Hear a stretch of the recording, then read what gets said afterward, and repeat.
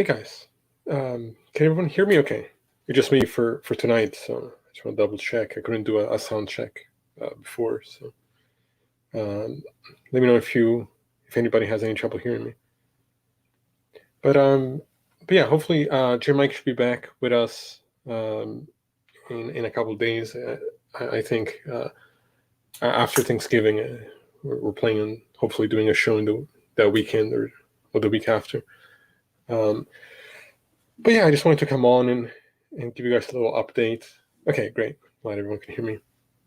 This was kind of an impromptu show. I found myself having some downtime from working on my thesis and doing other stuff. So I wanted to bring you guys an update, and also respond to some criticisms that I've received and that I want to address.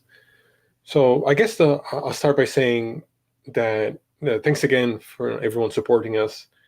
It's still pretty amazing to me how far we've come with this channel in such a short time, and not a lot of advertising. So I really appreciate everyone's support with what we're doing. I want to ask everybody listening in, if you guys have any videos that you would like us to review, or if you have any kind of particular topic that you're interested in hearing us discuss, email us. axiomsontrial@gmail.com is the email. Well, I'll put it in the description later as well, or leave it in the comments, and we'll definitely take a look at anything you guys would like us to cover. I know a few times in the past I've had a couple of videos being suggested, and we went over those. So I'm always open to doing that. I think one thing that I've been thinking about for a while now, and I just have to get around to actually organize enough to do it, is that I want to put some of the focus towards more philosophy. So I know we've done some of that with metaphysics and a conversation about consciousness, and I will definitely still be analyzing religion, and that will always be a part of what we're doing. But I was thinking of maybe starting a series where I try to go over, at least on a surface level, some of the history of philosophy. So like I'll take a particular philosopher and go over some of their views and some of the responses to their views, and see if you guys find any of that interesting. Because I think that would also give me a chance to kind of get better at going over that, especially if I want to teach at some point. That might help me get better at communicating some of these ideas in a more concise way, which I think is something that I struggle with even now. I think sometimes I catch myself rambling too much or repeating myself and not being very clear with what I'm trying to say. So that's something I was thinking about doing at some point in the future. Also, we have some other guests lined up that I think you guys will be excited about, and I'll bring that news when it gets closer to time.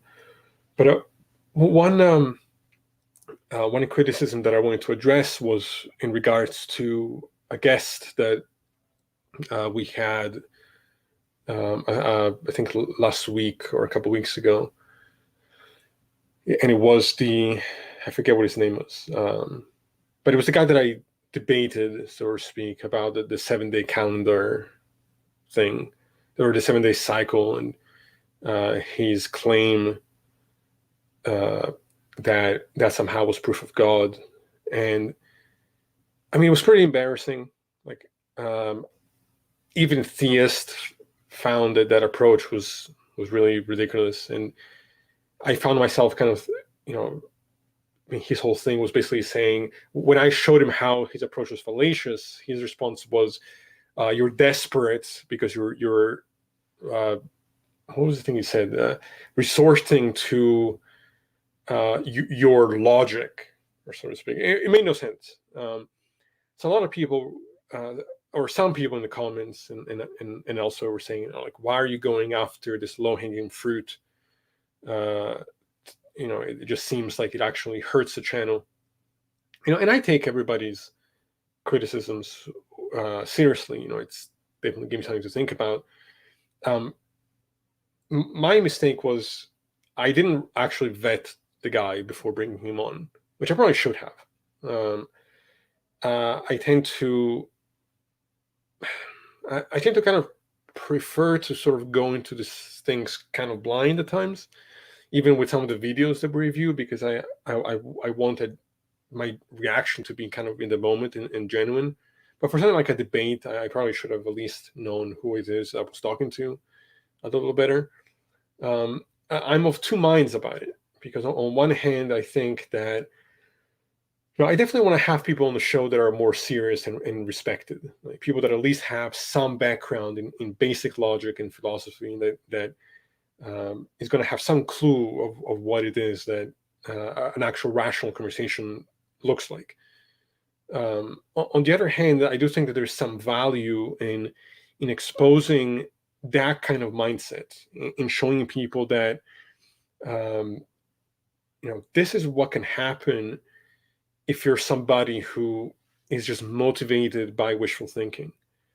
And so I'm not sure. I don't know whether or not in the future I'll have people like that on again, or if maybe it's better to stay away from that kind of behavior. Again, you guys can give me your feedback. If you guys think that it's a total waste of time to have people like that on, then I won't. So this is still something I'm trying to decide. That said, I tend to kind of be of the mind that if anybody comes and challenges, and me and wants to have a conversation with me, I tend to try to want to be open to that. But I don't know. I see value in also not giving people like that a platform necessarily. So let me know what you guys think. But also, by the way, if you guys have any questions you want to ask me, feel free, and I'll definitely take a look in the comments. But I did want to address one conversation that I've been in the process of having. And I think I'll definitely return to this conversation more in depth and in detail in the future, especially when I'll bring my brother back on as well to talk about some of these issues. But if you guys remember, we did an episode a few shows back on verificationism, where somebody that I've been engaging with on Discord, and this is somebody who I actually like. Like, I don't have a problem with this person at all. We've had pleasant conversations. We just see things very differently. And his claim is that, and you guys can go look at over that episode. I'm not gonna spend too much time going over the initial conversation. Hey guys, hey everybody.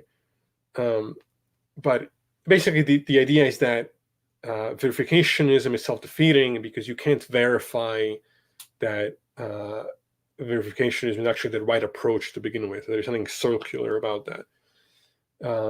And the reply that I gave, and that my guest, being the physicist that we had on, gave, is that nobody's suggesting that we need to empirically verify every aspect of every claim to infinity.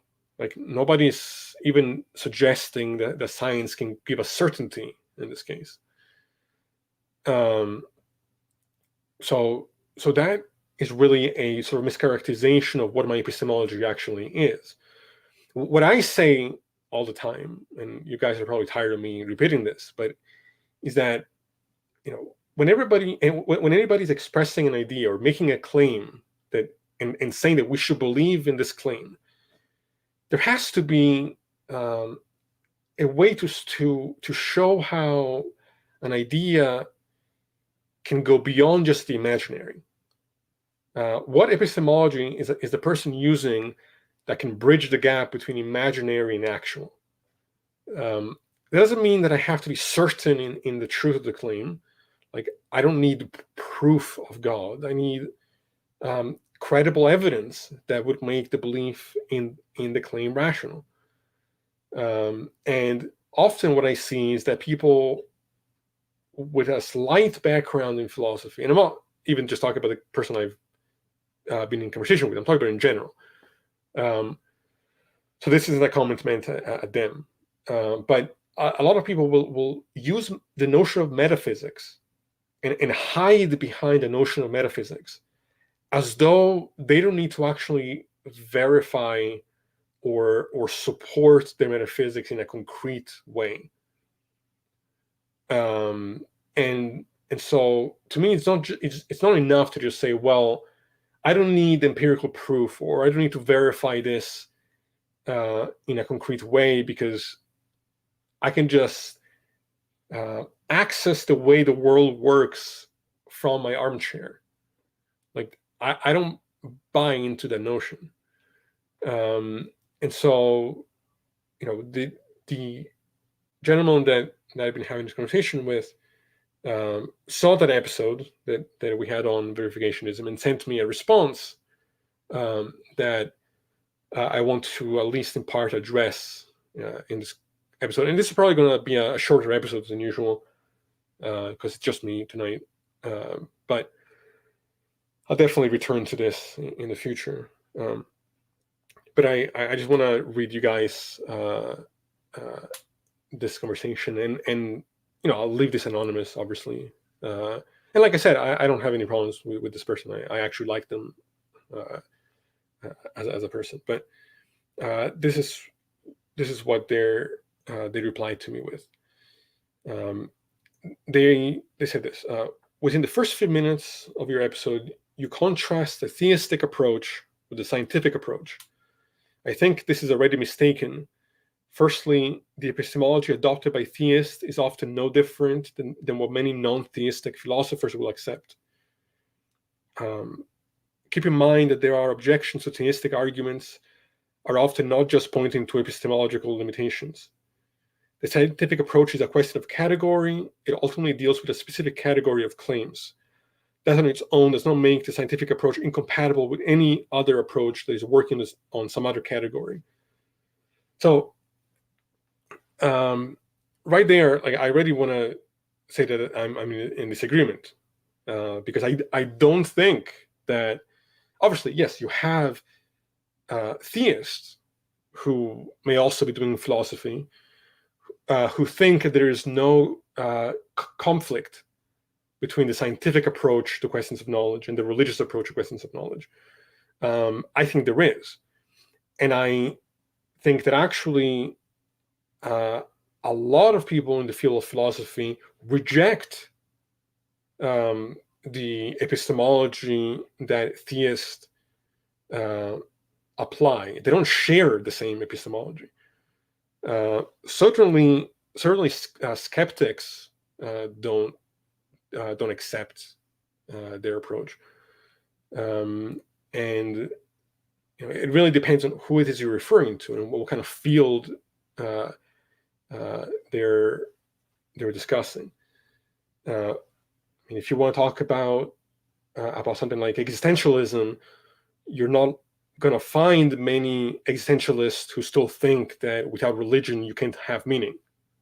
But this is an issue of it's not just an issue of category. Like if we're talking about knowledge, if we're talking about claims about truth, then I don't think that it's a matter of different categories regarding different questions. The question is a singular one, which is how do we justify what we believe in? Okay? Is there a way to justify any particular claim? What are the limitations of our justifications? And this is where you get different theories of epistemology and different theories of knowledge. And some go the coherentist route, some are empiricists, some are rationalists, some are foundationalists. I'm undecided, frankly, as to what I think is more reasonable. I'm still trying to figure it out. But what I do think is that if you express an idea you have to provide more than a mere probability of something could be the case. Like, yeah, God could exist, miracles could happen, people could have resurrected. I'm not in principle going to deny any one thing being impossible, other than maybe some logical contradiction. But I don't care about a mere possibility. I care about how do we move that potential to an actual thing that is supported by something credible, something concrete. So I don't agree with his opening statement here. He goes on to say the following. He says, he says this about what I said. He said, in the video you asked the question, outside of the scientific method, is there any way to arrive at knowledge or any knowledge claim? To which you answer, I don't think there is. There's much to criticize in the video so far, and I look forward to engaging with you further. But I take that statement to be an admission that I have not in the past mischaracterized your epistemology. And then he goes on to basically say that this is, I'm engaging in scientism here, which is, scientism is basically the idea that only science can bring us certainty. And so in a way, it's kind of like a term that's supposed to show a dogmatic trust or faith even in science. And then he goes on to post an article from Sean Carroll, who's a physicist, on this idea of falsification and why he thinks that it's not really, like, you can still have a credible idea even if you can't really falsify it, that even in science, falsification doesn't matter that much. And he thinks that this article from Sean Carroll supports this idea, and I'm going to get to why I don't think that's true. But to begin with, this idea of scientism, I don't really think is accurate, because I'm actually not even let me put it this way. If by scientism you mean that there's no, I don't think there's another method that can give credence to any knowledge claim, then that's okay. Then that's fine. But I'm actually not even convinced that science does this.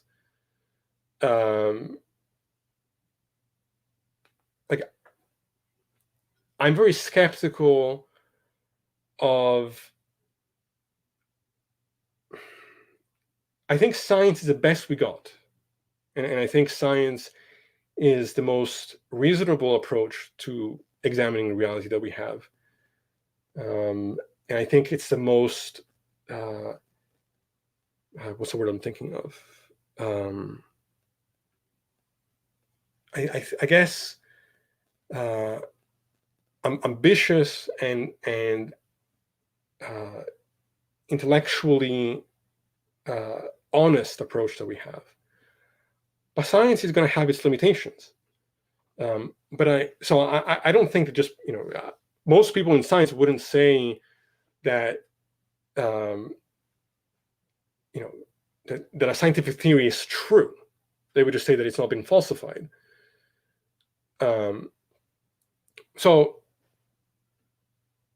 how do I want to say this? I don't think that I'm putting any kind of blind faith in science. I am examining science. I am acknowledging its limitations, and I'm also noticing that we don't have an alternative.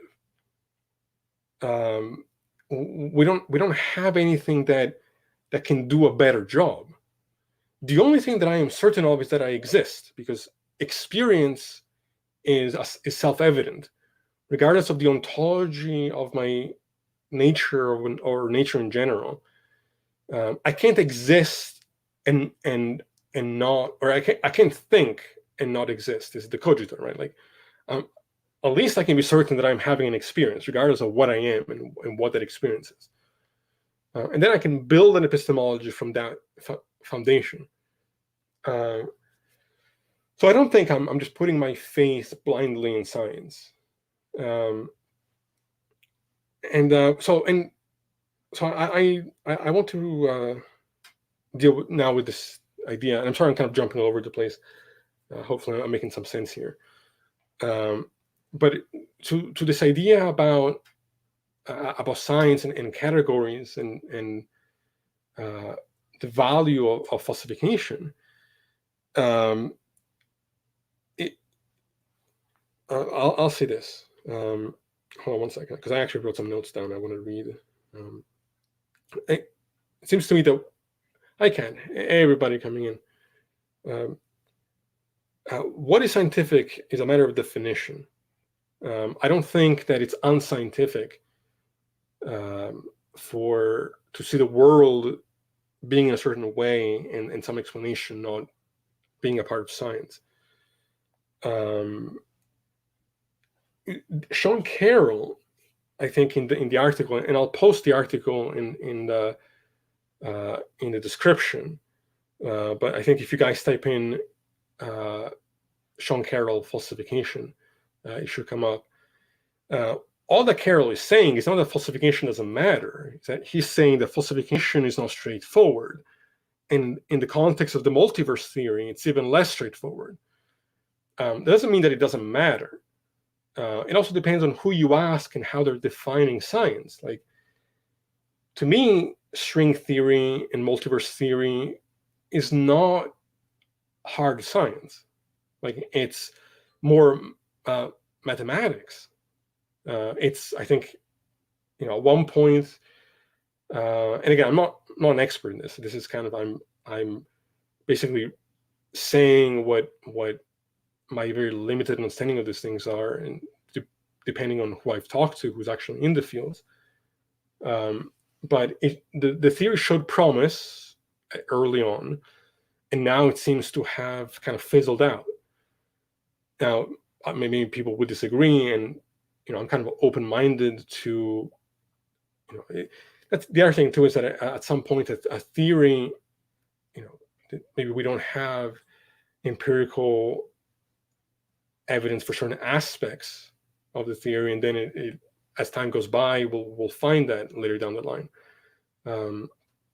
I don't know, but from my understanding, that approach to understanding reality seems to have hit a wall. So I'm not sure that looking at string theory and saying, well, and trying to compare that to religion makes sense to me. Even the most still like open-ended scientific theories, I think, are a lot more concrete than anything that I've ever seen from theism. And if you can find a theory that is as unfalsifiable as a religious claim, then I don't think that it's a theory anymore.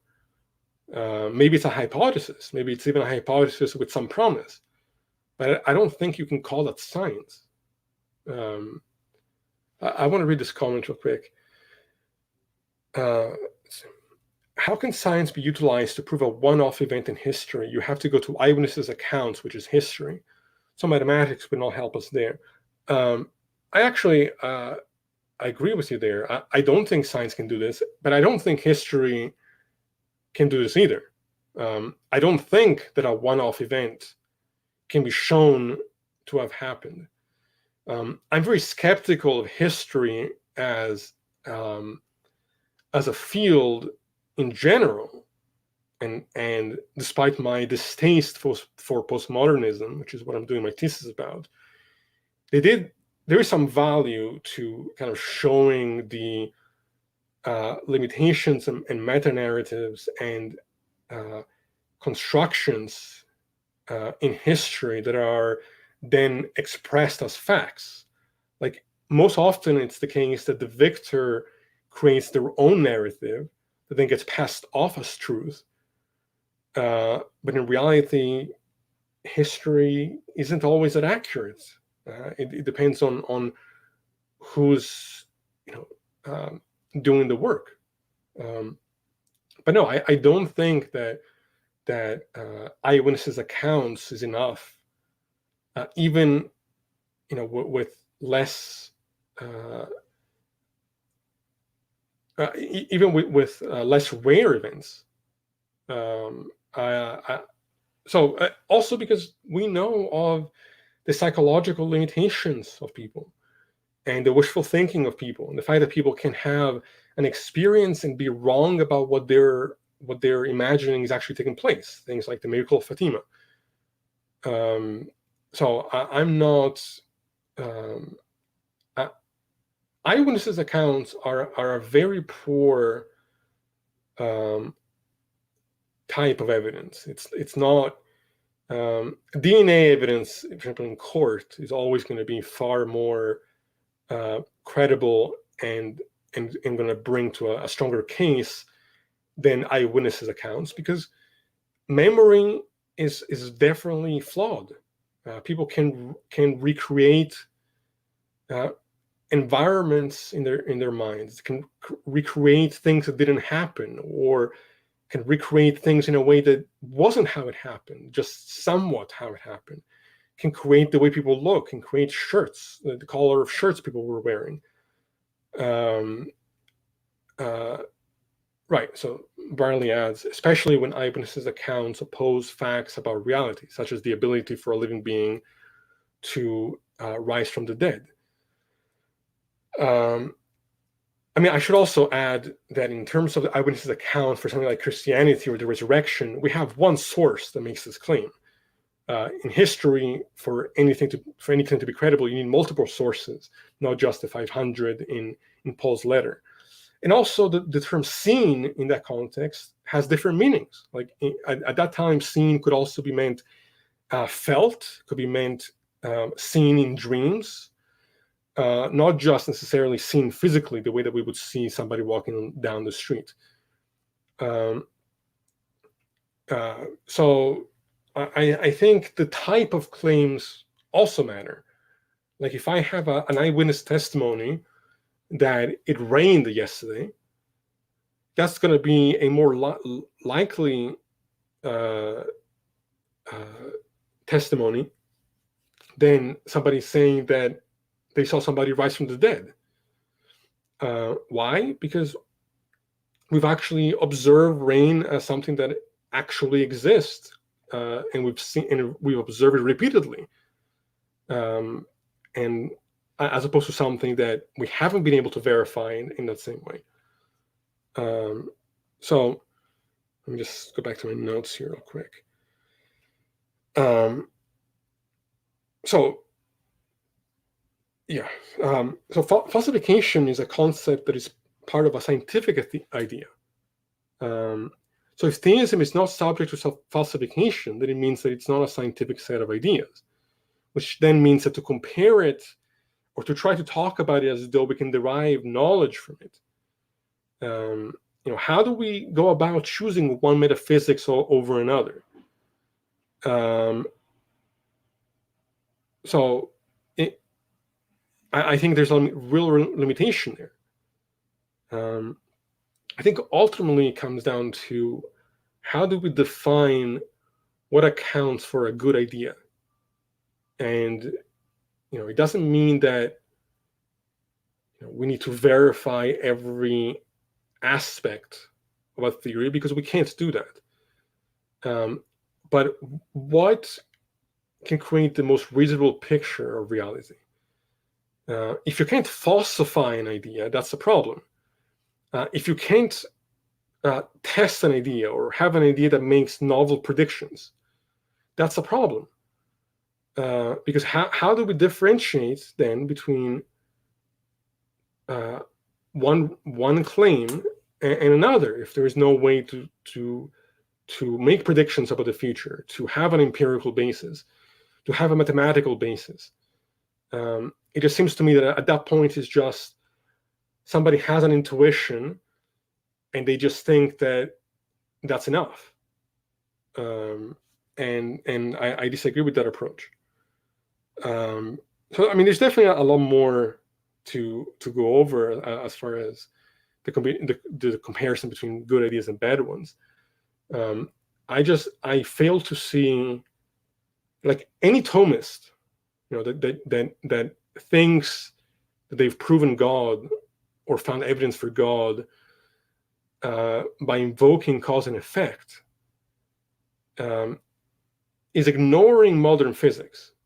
And it always blows my mind how they can say, well, its metaphysics are independent of actual physics, like somehow they're compatible, but they're not, because modern physics is creating a very different notion of what is meant by cause and effect in time, that really kind of does away with the notions that a Thomist needs to have to have their approach still make sense. And so, yeah, I don't think that I'm being dogmatic in my trust in science. And I'm yet to see a theist bring something to me from their position that should bring credibility to the things they are claiming to be true.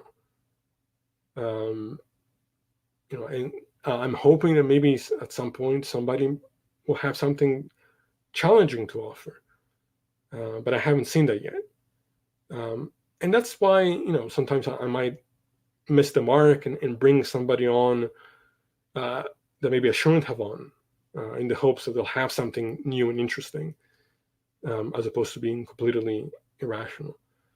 But the conversation as to what makes an idea justified and credible is definitely one that we'll go into in more depth, especially when I bring my brother and other professors and other people back on the show. But does anybody have any questions for me that you would like answered? Like I said, this is going to be a much shorter show. I just wanted to kind of come on here briefly and give you guys a little bit of an update as to some of the new things that I want to bring to the channel at some point, and also just some things that I've been thinking about. I hope I'm making sense so far. And I hope everybody's staying safe, and that you guys enjoy your holidays. I may be an atheist, but I do like Christmas. But yeah, if you have any questions, just leave them in the comment section there. As far as the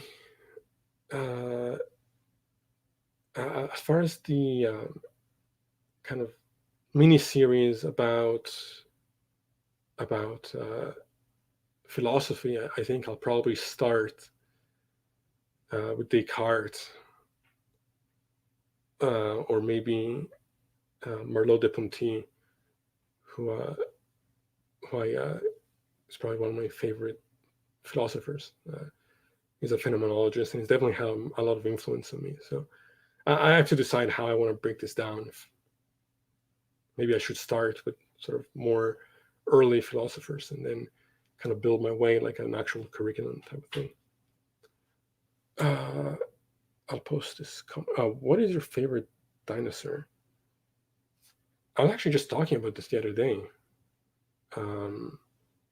I think my favorite dinosaur, which one did I choose? I can't remember. I think I said the Brontosaurus because they looked cool. Oh no, there was the one with the really, really long neck. I can't remember how the name of that one, but it's the one with the really, really long neck. Maybe one of you knows. I'll post this. I also think it's important to consider that it isn't a problem for science, as science cannot justify acceptance of past events. Yeah, I think that's true. The fact that science can't demonstrate the event doesn't render testimonial evidence more valuable. Testimony remains flawed, even if it's the only evidence available. Yeah, I mean, look, and you're welcome to come on the show anytime. Just let me know when you want to come on. I think that would be great. Yeah, is it the Brontosaurus? I think it's maybe the Brontosaurus. I forget. But they look cool. They look really strange, but cool. But yeah, so I think that just saying metaphysics is just not enough. There needs to be a way to show how something isn't just potentially the case, but is actually credible. And how you do that without science, I don't see how you do that without science. So I think that's kind of my perception on that. One thing that will be coming up soon, I hope my mic is okay. I never know if I'm too far away from it. But one thing coming up in the near future is that we're going to have probably a part 3 to the meta ethics conversation that Jim, Mike, and I were having a while back, and potentially bring some other people on as well to discuss more about meta ethics.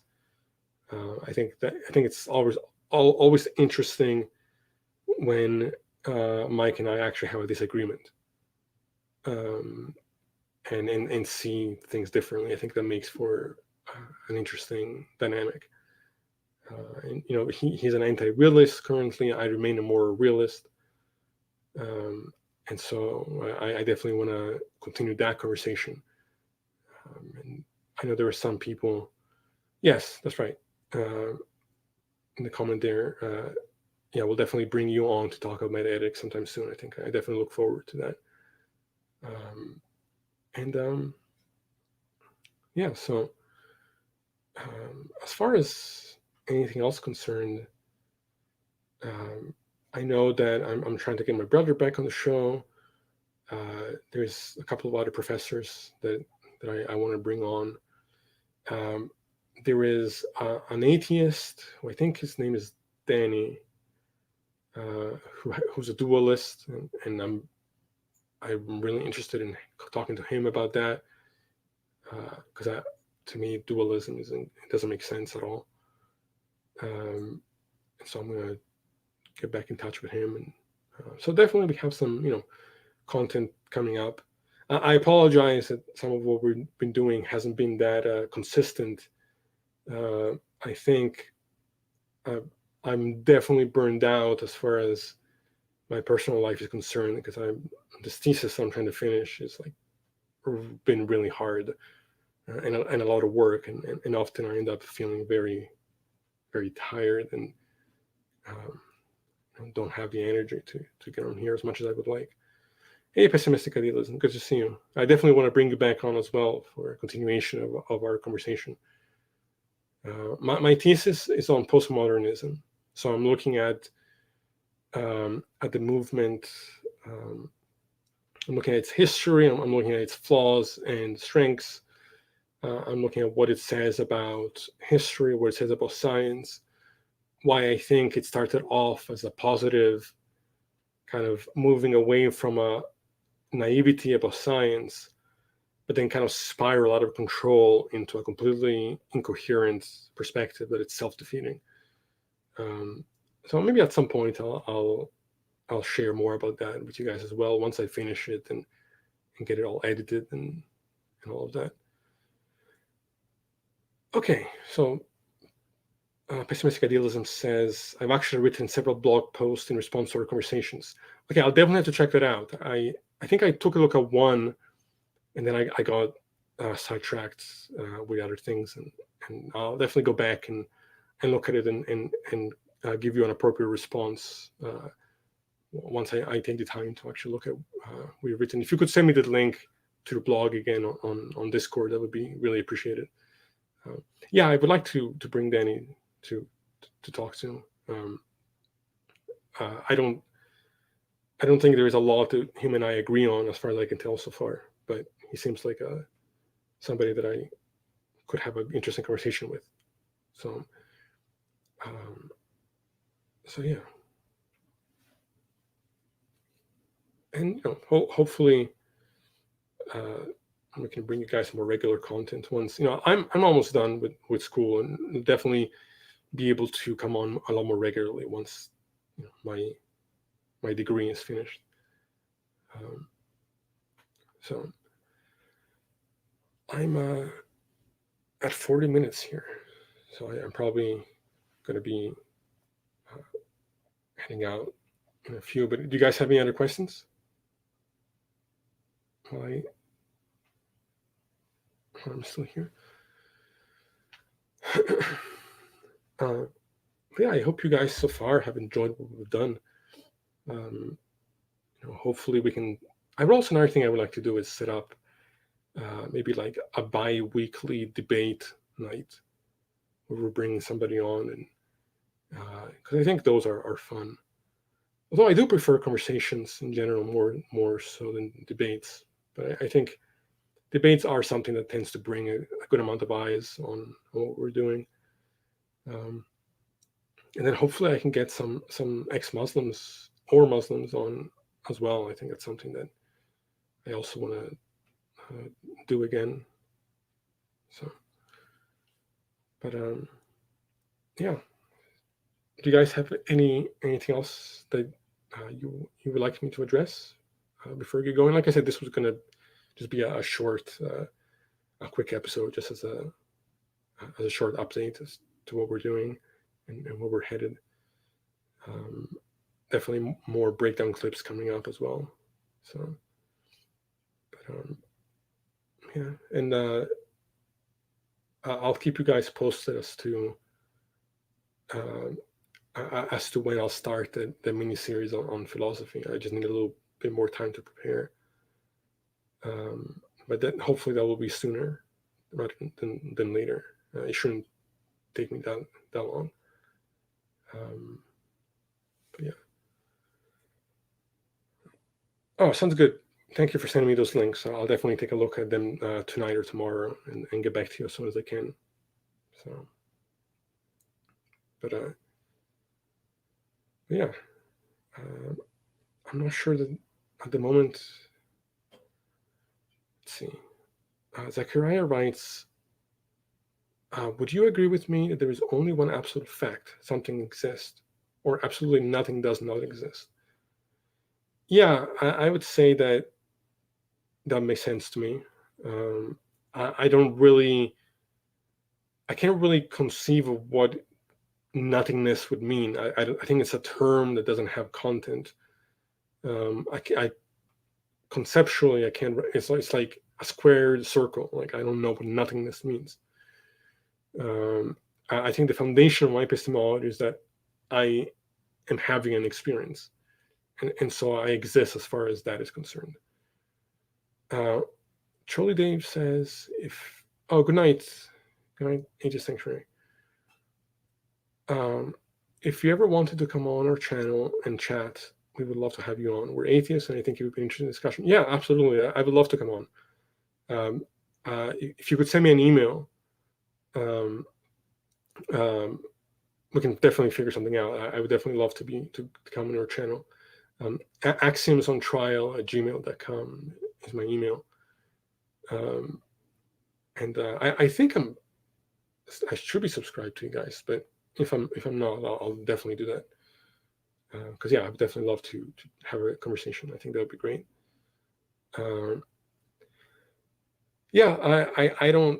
I just don't buy into the concept of nothingness. I think it doesn't make sense to me. I think if nothing else, something has to exist. And I think Descartes' cogito, I think is a really phenomenal foundation to then build upon. Now, of course, he was a dualist, and I'm not. I think. So the cogito, in the way that I interpret it, is that if nothing else, if I'm having an experience, then I must exist in whatever form that takes place. And so, if nothing else, that is the foundation. I don't think it proves anything as far as what the actual nature of the experience is like. Whether it's the physicalist approach or the dualistic approach or the idealist approach could all still be true. So it doesn't actually tell me much about what I am or what the nature of the experience even is. But at least it shows that even the fact that I'm having the experience means that something exists. So I think, right. So Bradley accurately, correctly points out, because something does exist, the state of nothingness could never have preceded existence. Therefore, true nothingness could never have existed. And Zachariah says, I think therefore I am proves I exist. It doesn't say what I is. Yeah, I agree with that. I think it proves that experience, something is there. What exactly I am is still uncertain. But that I am something capable of thought, and that I can't think without existing in the first place. That is proven through the cogito. And if somebody wants to say, well, you can think without existing, I think that is completely incoherent, and they're just not understanding what is implied by the terms. And I've actually run into people like that, who think that, if you throw out God as a foundation for knowledge, then nothing means anything, and it makes no sense to me how they arrive at that conclusion. But that is kind of the approach to take, which is, I think, completely incoherent. But yeah. So, you guys have any other questions before I close out this very brief show that I did here? I just wanted to bring guys a little bit of content. Numinous says, I view nothingness to be a sort of opposing concept. It doesn't possibly exist. But we tend to imagine opposite to things, like a pattern tendency. Yeah, I think there's a lot of terms and definitions and statements that people make that I think either because of my intuitions, I'm just not capable of comprehending, or I think actually lack any content to them. It is something that Wittgenstein talks about a lot. And for example, this idea of existence outside of space and time. Well, existence seems, space and time, something taking up space and having the feature of temporality, seems to be kind of automatic features of existence as far as we understand the term. So that's something like, it seems to me like those people are stripping away the content of the meaning of the term and then putting it somewhere else and saying it still applies. I don't know. I appreciate you as well, Brownlee. Thank you. Numinous writes, supernatural is similar. We can conceptualize something that isn't natural. It's really just a placeholder. It doesn't seem to have any further connection to reality, and becomes a catch-all. Yeah, I don't see. The thing is, I take it even farther than that. I don't even think that we are conceptualizing anything. I think we're coming out with sounds, but I don't know that those sounds are referencing anything of any meaning. I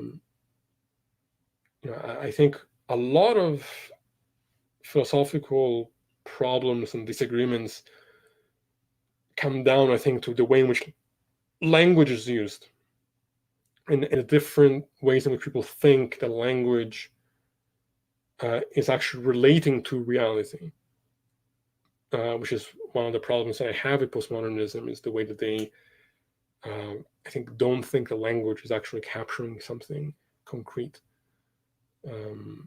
So I'll definitely go into more of that in the future. When I finish my thesis, I'll address it on the show. But all right, it's 9:30. I'll give one last call for a few more questions. And if not, I'll definitely we'll come back with more shows in the near future. Hopefully this weekend and definitely next week for sure. And thank you for you guys' patience. We'll definitely, once I get finish up my schooling, I'll definitely be able to engage with you guys on a more regular basis. So, but yeah, if you guys have any other questions, if not, thank you again for everybody that supports us. Like and subscribe if you like our content. We still have a Patreon page up, and I think it's just patreon.com/Scientism that should also be in the description, at least of the channel. And if you want to support us that way, yeah, definitely looking forward to talking to you as well. And yeah, just email me the time when you're available, and we'll set something up.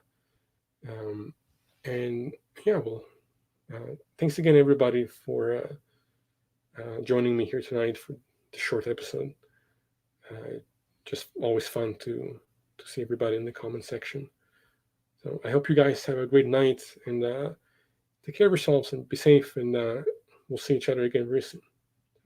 Take care, everyone.